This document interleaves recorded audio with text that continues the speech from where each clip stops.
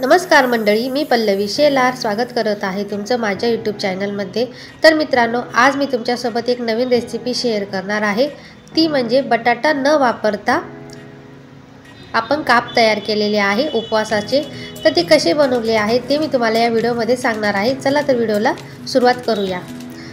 तर मित्रांनो, मी येथे 4 रताळे घेतलेले आहे।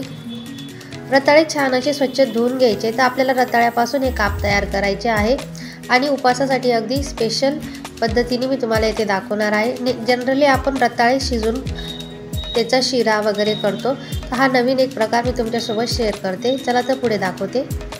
तर मित्रांनो, रताळे मी छान असे स्वच्छ 2 पाण्याने धुवून घेणार आहे।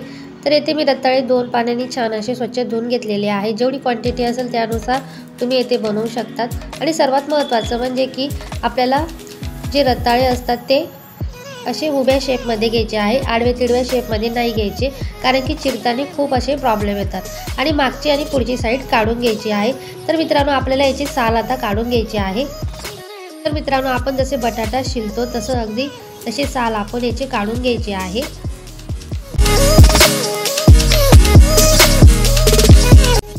तर मी येथे बटाट्याची साल काढून घेतलेले आहे। आता याची आपण छान पद्धतीने कटिंग करून घेणार आहोत। तर मित्रांनो, हे खूप हार्ड असतात, त्याच्यामुळे ना तुमच्याकडे जर विळी वगैरे असेल तर त्याच्यावर चिरून घ्या। आणि जर तुम्ही चाकूने चिरणार असाल तर चाकू थोडा मोठ्या साईजचा घ्या। तर हे बघा, मला हाताने प्रेस करून हे असे कट करावे लागत आहे। तर मित्रांनो, खूप हार्ड असतात ते, त्यामुळे आपल्याला याला थोडा मोठा चाकू किंवा विळीचा वापर येथे करा तुम्ही।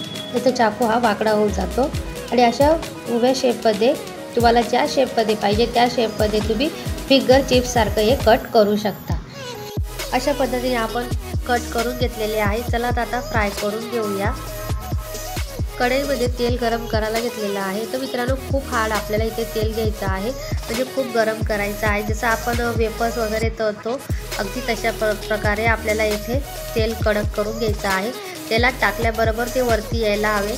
व्हिडिओमध्ये दाखवल्याप्रमाणे तुम्ही इथे तेल गरम करून घ्यायचं।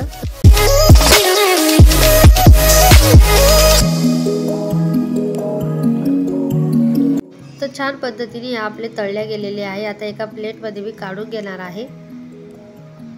तर मंडळी, तयार आहे आपले रताळ्याचे फिंगर चिप्स बटाटा न वापरता।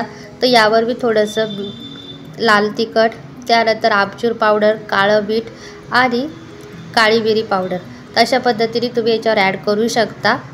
तर आपले फिंगर चिप्स तयार झालेले आहे। पण मित्रांनो, मी आता याच्यामध्ये एक ट्विस्ट देणार आहे, ते तुम्हाला पुढे दाखवते।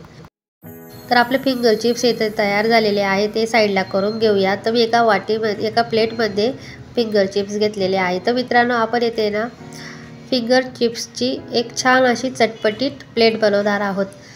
तर ती डिश मी तुमच्यासोबत शेअर करते। तर काय करायचं, सुरुवातीला या फिंगर चिप्सवर मीठ ॲड करायचं आणि त्यावर छान पद्धतीने एकदा टॉस करून घ्यायचं। आणि त्याच्यावर सुंदर पद्धतीने आपण गोड दही टाकायचं। तर मी या दहीमध्ये थोडीशी साखर ॲड केलेली आहे। एक प्रकारचं उपवासाची चाट होऊन जाते आणि थोडीशी आंबट गोड चव आणि तिखट चव, तर थोडंसं उपवासाचं टेक्स्चर हे बदलून जातं त्यामुळे। आणि याच्यावर आहे ना लाल तिखट, थोडीशी आमचूर पावडर, त्यानंतर चवीपुरतं मीठ, काळं मीठ आणि काळी मिरी ॲड करायची। तर अशा पद्धतीने मित्रांनो, आपल्या 2 पद्धतीच्या चाट मी येथे तयार करून दाखवलेले आहे। तर मित्रांनो, तुम्हाला हा व्हिडिओ कसा वाटला मला नक्की कमेंटमध्ये कळवा। तुम्हाला जर हा व्हिडिओ आवडला असेल तर लाईक करा, शेअर करा, कमेंट करा आणि सर्वात महत्त्वाचं म्हणजे सबस्क्राईब करायला विसरू नका। धन्यवाद।